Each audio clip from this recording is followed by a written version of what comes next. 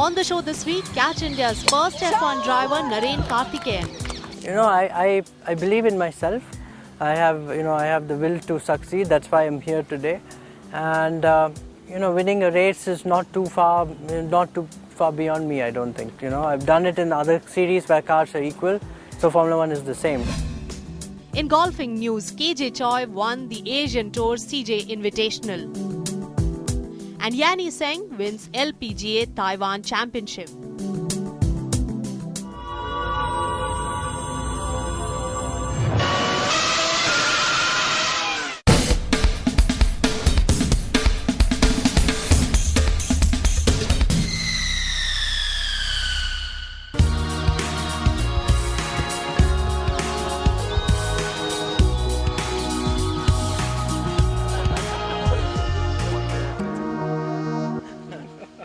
Very special guest on this show today, Narain Karthikeyan. Thanks very much. Thank you. Such pleasure. And it's unusual to find you on a golf course, so I believe you're going to try a hand at it. Well, we'll try, yes. I've never been into golf. I come from Coimbatore, and apparently there's a very good...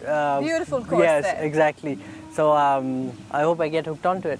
But the man who's used to the track is really on a fast pace, and with the whole story emerging in India, the Grand Prix, that is such a big one, isn't it? The Formula 1 here in India. It's huge. It's huge.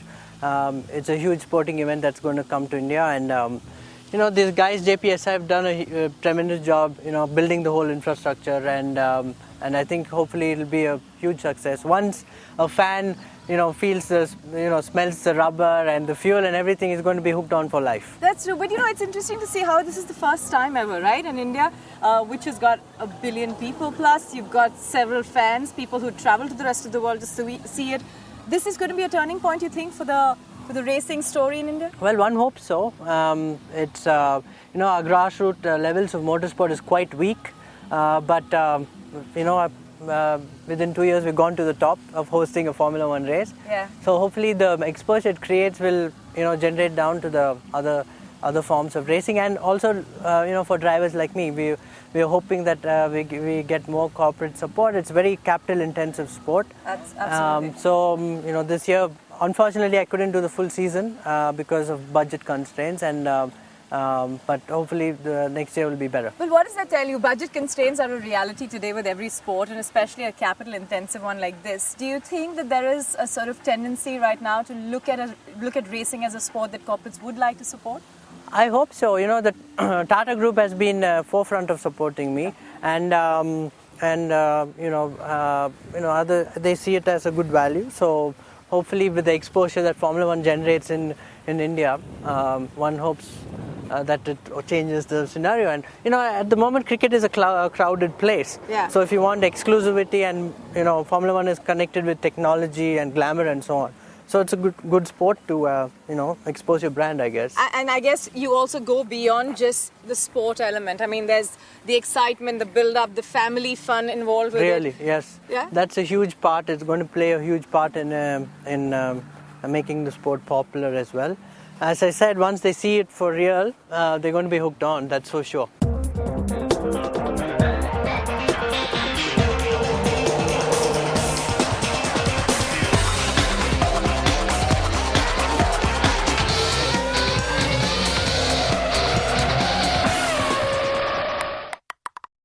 Do you think, though, at some level we're trying to make it a little mass as well? Will it become mass in India, or it's traditionally never been really? No, it will. It will eventually, I think. Give it a few more times. I think India and Brazil, there are a lot of similarities. And when Ayrton Senna started winning world championships in the late 80s, then he became a huge phenomenon in Brazil. Yeah. And also, we have Force India as well, and things are looking pretty bright right now. Well, things are looking bright out now. Let's turn back time, Narain, and also talk about how it all started out for you. Now, your first Formula 1 experience happened in 2005, right, with the team Jordan. Yes. What was that moment like for you? I'm sure with the zillion times that you'd been on the track, that was it. Australia was my debut in 2005. It was fantastic. I remember very well, we were at the first FIA press conference. 5 of us were sharing it along with Michael Schumacher, who is still my hero. And and some reporter asked him, "What do you think of this rookie from India?" And he looked at me and he said, "He's doing a brilliant job." So I was so thrilled about it.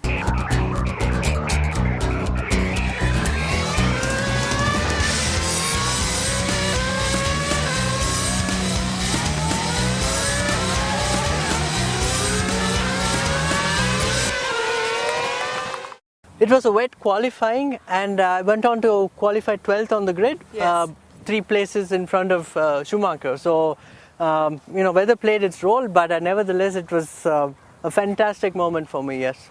So when the whole racing story worked for Narain Karthikeyan, was it about the family, because you had an uncle who had sort of got massive experience, many of your own family members, including your dad, were international rallying. Was that really what inspired you to get hooked on to F1 eventually?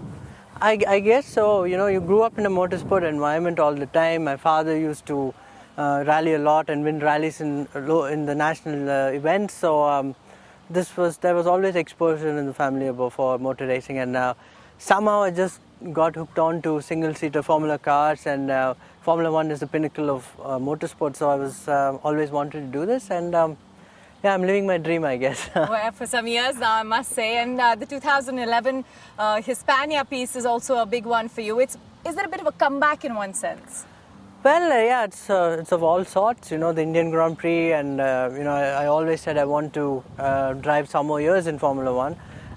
So eventually, it all came together. Obviously, it's been a pretty hard year for HRT, my team, because there's been change in ownership. Right. I couldn't do the complete season, so there are a lot of issues.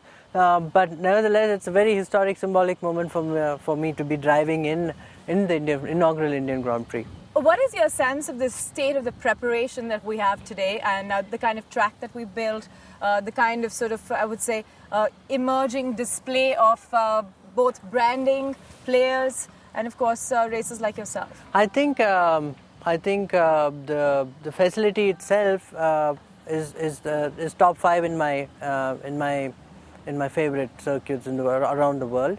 Already? I've not driven a race car on it, but it looks phenomenal. Even driving a road car slowly at 20 kilometers an hour because they were constructing it.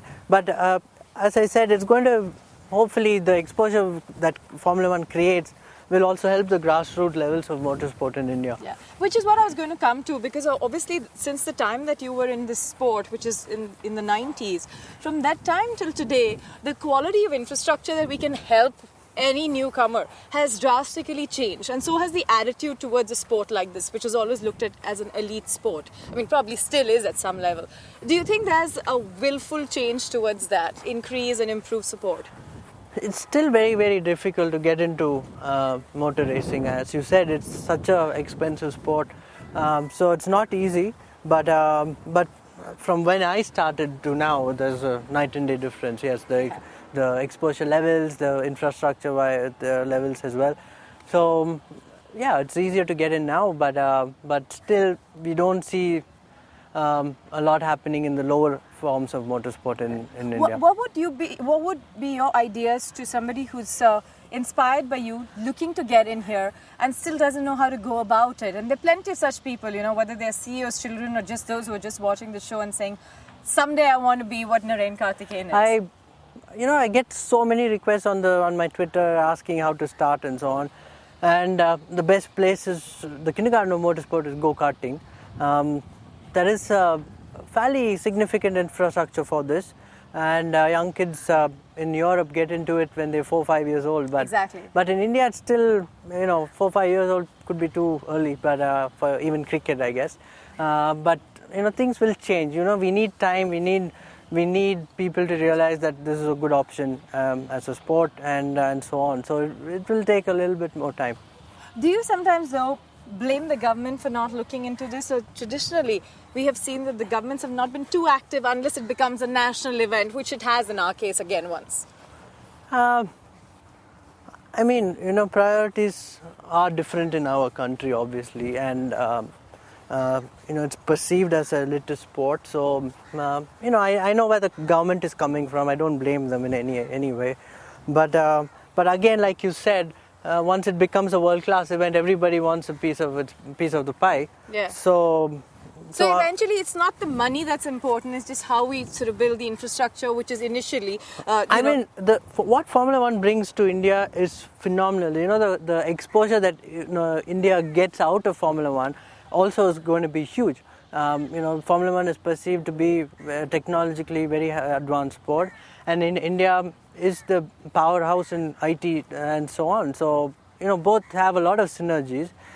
So ultimately, yes, I think India and Formula One will realize that they need each other for the long term.